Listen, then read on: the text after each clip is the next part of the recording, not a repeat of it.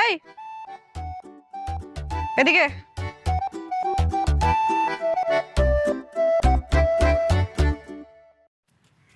জি আপু আমাকে বলতেছেন? না, তাহলে এই গ্যাপ পড়া, এই জায়গায় থাকো, বাদ বাকি যাও।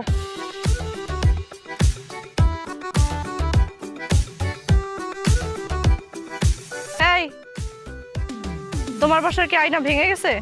যাও।